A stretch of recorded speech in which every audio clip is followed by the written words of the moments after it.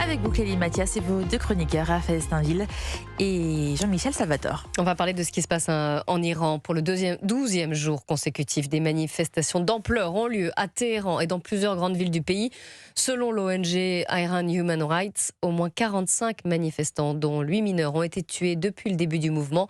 Emmanuel Razavi, grand reporter, spécialiste du Moyen-Orient, est revenu ce matin sur Europe 1 sur le déploiement des gardiens de la révolution en Iran. Les gardiens de la Révolution, c'est le bras à la fois idéologique et armé du régime. C'est une milice qui compte environ 180 000 combattants. Ils sont, de très très haut niveau. Ils sont extrêmement bien formés. Ils sont réputés pour leur extrême violence. Ils disposent d'un armement en fait d'assez haut niveau, de blindés. Enfin, on sait que quand les gardiens de la Révolution se mêlent de répression, vous savez, ils tirent dans la foule. Lorsqu'ils arrêtent en fait des gens, ils les emmènent en prison. La porte d'entrée, le sas d'entrée, si je puis dire, des prisons en Iran, c'est le viol, la torture. Il faut comprendre que les gardiens de la Révolution jouent leur survie. Ils possèdent 70% de l'économie iranienne. Alors, le guide suprême iranien Ali Khamenei a pris la parole ce matin. Il a dénoncé les actions des manifestants. Il les a traités de vandales notamment. Mais ce mouvement est-il différent des précédents dans le sens où il pourrait enfin mettre réellement fin au régime des mollahs, Jean-Michel Salvatore? Alors, c'est très difficile de faire des prévisions. Oui, le mouvement, il est différent des précédents parce qu'en fait, il a deux dimensions. Il a une première dimension qui est une dimension de pouvoir d'achat parce qu'il y a une crise monétaire très, très importante avec une inflation gigantesque.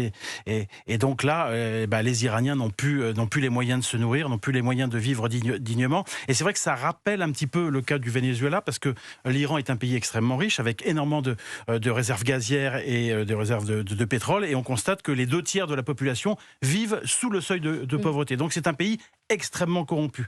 Il y a une deuxième dimension à la crise, c'est une critique de l'islam. Et là, d'après les éléments qu'on a, d'après certains sondages qui sont faits, alors suivant des méthodes sur lesquelles on n'a pas beaucoup de prise, mais enfin, il semblerait quand même qu'il y ait une véritable défiance vis-à-vis de l'islam politique et qu'il y a un véritable désir de passer à une société laïque. Et il y a un sondage notamment qui montre que 81% des Iraniens ne veulent plus entendre parler de République islamique. Donc c'est cette double dimension qu'il faut suivre et c'est vrai que l'un peut nourrir l'autre.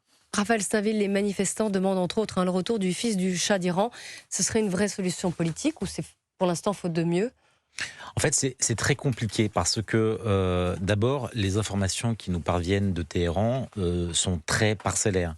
Que les relais, ceux qui se font les relais de cet écho, et expliquant que ce serait peut-être le fils du Shah qui serait appelé au pouvoir, prennent parfois leur désir pour des réalités.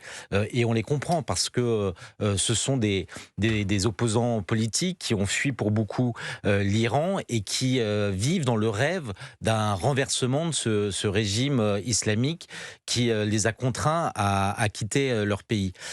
Pour autant, et on l'a vu parce que certes, peut-être que cette révolte est d'une nature différente, mais les précédentes manifestations monstres qui ont eu lieu ces dernières années, en 2022, en 2029, qui étaient également d'une grande ampleur, ont été réprimées sévèrement et n'ont pas donné lieu à un renversement du régime.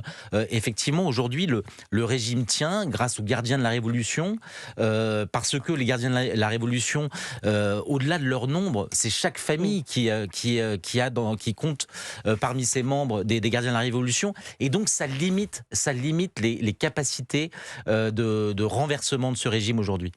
Et Jean-Michel Salvatore. Ce qu'il va falloir aussi surveiller, c'est la réaction et l'attitude d'Israël et de Trump.